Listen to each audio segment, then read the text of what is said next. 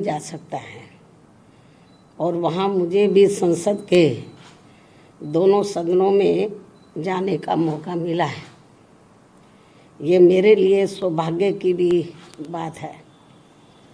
तो वहीं दूसरी तरफ आज से वहाँ नवनिर्मित संसद भवन की भी शुरुआत की जा रही है, जिसका हमारी पार्टी दिल से स्वागत करती है।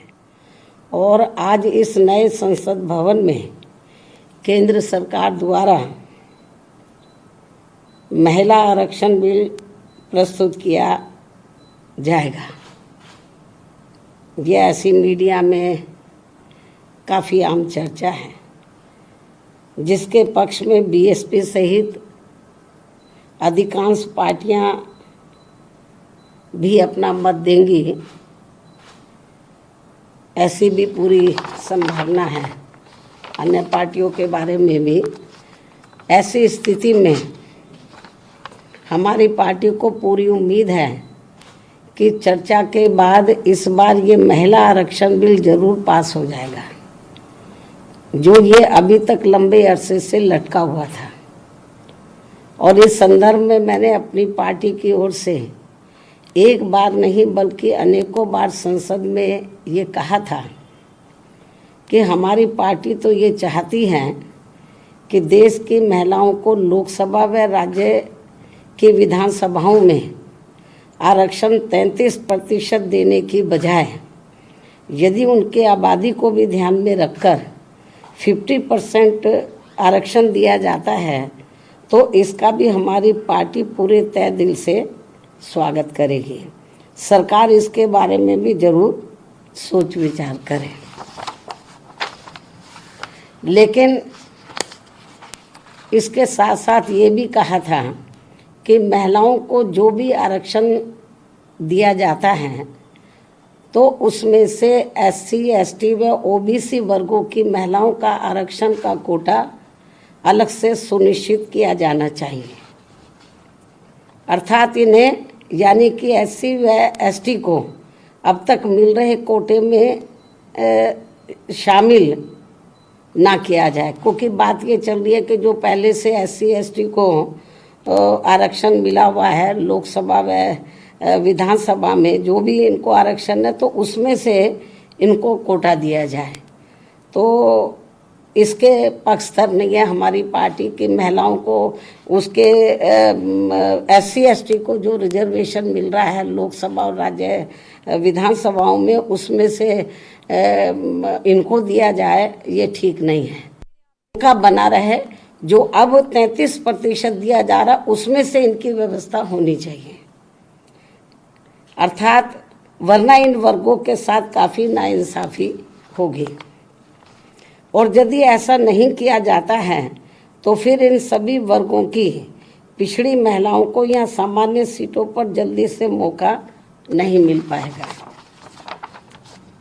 क्योंकि यहाँ जातिवादी पार्टियाँ शुरू से ही इन वर्गों को किसी भी क्षेत्र में आगे बढ़ते हुए देखना नहीं चाहती हैं। जबकि भारतीय संविधान के मूल निर्माता परम पूज्य बाबा साहब डॉक्टर भीमराव अंबेडकर ने इन वर्गों के पिछड़ेपन को दूर करने व इन्हें स्वाभिमान की जिंदगी बसर करने के लिए इन्हें सरकारी नौकरियों व राजनीति आदि में अलग से इसलिए आरक्षण देने की व्यवस्था की थी, क्योंकि इन वर्गों के लोग यहाँ सदियों से जातिवादी व्यवस्था के तहत शैक्षणिक, आर्थिक व सामाजिक क्षेत्र में काफ़ी ज़्यादा पिछड़े हुए थे, जो अभी भी पिछड़े हुए हैं। ऐसी स्थिति में हमारी पार्टी ये चाहती है कि इन वर्गों की महिलाओं को आज पेश किए जाने वाले महिला आरक्षण बिल में इनके लिए अलग से आरक्षण की व्यवस्था जरूर की जानी चाहिए। और यदि ऐसा नहीं किया जाता है और ये बिल वर्तमान स्थिति में ऐसे ही पास कर दिया जाता है तो फिर हमारी पार्टी ये मानकर चलेगी कि इस मामले में भी बीजेपी व कांग्रेस पार्टी एंड कंपनी के लोगों की जातिवादी मानसिकता अभी तक भी नहीं बदली है और ये पार्टियां इन वर्गों को अभी भी पिछड़े हुए बनाए रखना चाहती हैं। इसके साथ ही ये भी सर्वविदित है कि इस बिल में इनकी सीटें निर्धारित करने को लेकर जो भी मापदंड तय किए जाएंगे तथा सीटें आदि जो भी बढ़ाई जाएंगी, तो उसमें किसी भी प्रकार की राजनीति नहीं होनी चाहिए, अर्थात उसमें पूरी पारदर्शिता होनी चाहिए और ये बिल समय से भी लागू होना चाहिए। बीएसपी की ये पुरजोर मांग व सलाह भी है।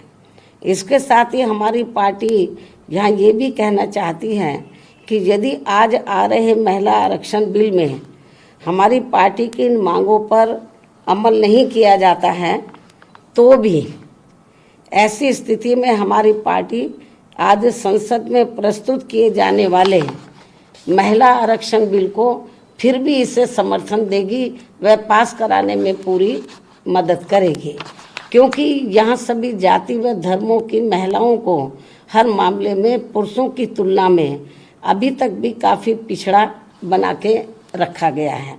अर्थात देश में सब समाज की महिलाओं की सुरक्षा, सम्मान व उनकी हालत में जरूरी सुधार लाने को लेकर बातें तो बहुत की जाती हैं, किंतु उन पर पूरी ईमानदारी व साफ नीयत से अमल करने की बजाय उनकी घोर अनदेखी करना तथा उन पर उसी आधे अधूरे मन से काम किया जाता है, जैसा कि संविधान के मानवीय एवं कल्याणकारी उद्देश्यों के साथ ही पहले एससी व एसटी और अब ओबीसी समाज के आरक्षण को निष्क्रिय व निष्प्रभावी बनाने का खिलवाड़ लगातार किया जा रहा है।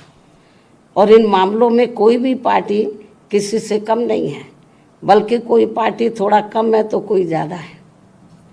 अब मैं अंत में वर्तमान केंद्र की सरकार द्वारा आज लाए जा रहे महिला आरक्षण बिल का समर्थन करते हुए अपनी बात यहीं समाप्त करती हूँ। धन्यवाद।